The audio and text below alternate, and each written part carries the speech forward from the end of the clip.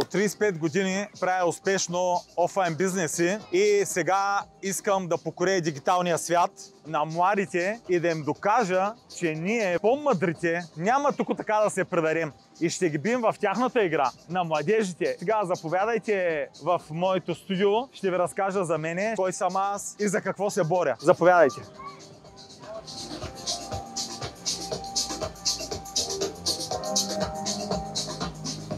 Аз съм Иларион и се занимавам с физически бизнеси от 18 годишен. В същото време от 8 годишен помагам на моите родители в бизнеса. Човек минава през различен етап от своя живот и аз съм на такъв етап от живота си, че искам да предам моите знания младото поколение, защото и да ги запазя за себе си няма никакъв смисъл. Преди време аз предавах моите знания на моите деца, но после осъзнах, че е по-добре тези знания, които съм натрупал с годините, и не само аз, ами които са ми били предадени от моя ментор, моя баща и преди това от моя дядо, мога сега спокойно да ги предам на много хора, които да могат да ги използват за своето развитие, за един по-хубав живот. Днес приемам едно предизвикателство да изградя успешен бизнес, онлайн бизнес и да бия лапетата в тяхната игра. Ние дъртите да им покажем на тях, да им натрим носа, защото така или иначе толкова много са си го върнали и нас не мислят, че сме някакви дъртаци там хванати от гората и че нищо не може да направим. Обаче сега ще им покажа на тях кон Боб Едели и как 35 години опит в физическия бизнес могат да се обърнат в дигиталния свят.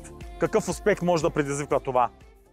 Сега ще разкажа малко за себе си. Аз съм инвеститор, бизнесмен, пътешественик, оргазмолог. Тази думичка я запомнете, защото никой не я използва. В следващите видеа аз подробно ще ви обясня какво е това. В моите видеа ще ви покажа част от моите бизнеси, така че да може да помогнем на младото поколение да може да успява и да живее по-добър живот. Ще покажа част от моя живот. Ще каним гости, които до сега не са били в публичното пространство, които са успешни бизнесмени. Както знаете, в България не е много добре да си публичен бизнесмен. Да ви кажа честно, аз в началото много се притеснявах и много отдавна имам намерение да направя такъв канал, но някак си като че ли в България не е прието да се показва някой, че е успешен. Защото успеха за различни хора има различен смисъл. Сега ще ви разкажа една история, моя история от детството ми, защото много хора идват и ми казват: дай ми на мен 1 милион и аз ще направя голям бизнес, защото нямам никакви пари. Когато бях малък, моя баща ми казваше така: на умното дете пари не му трябват. То само ще се намери. Нека всеки от вас само да се замисли, и особено сега в този лесен свят, че има големи, огромни възможности, особено за правене на пари, издигане на интелектуалността на човека, за самообучение особено, ще обърнем внимание.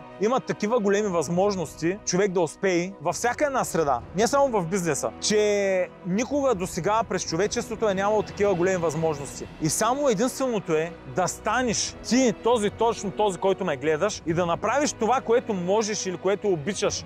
Просто ставаш и го правиш. Нищо не е необходимо. Дори пари не ти трябват. Абсолютно има толкова много ресурси и средства, които можеш да използваш за това да правиш много пари, да имаш хубаво тяло, или да имаш най-красивата жена, или да имаш най-бързата кола, или да се научиш да плуваш, или да тичаш, или каквото и да било там, или да бъдеш добър скулптор, да бъдеш добър земеделец. Така че, уважаеми дами и господа, младежи, лапета, казвам го с най-добри чувства, и дартаци, станете, ако искате да успеете. Или утре сутринта стани и направи 5 или 10 лицеви опори, да ти дойде една друга енергия.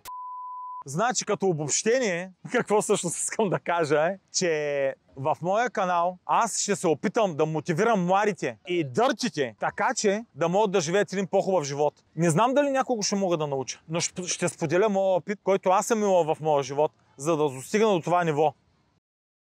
Всяка неделя ще качвам от моите видеа, ще може да ги гледате. Абонирайте се за канала, за да не изпуснете представенето в следващото ми видео на моя бизнес на морето, който е стартирал преди 25 години.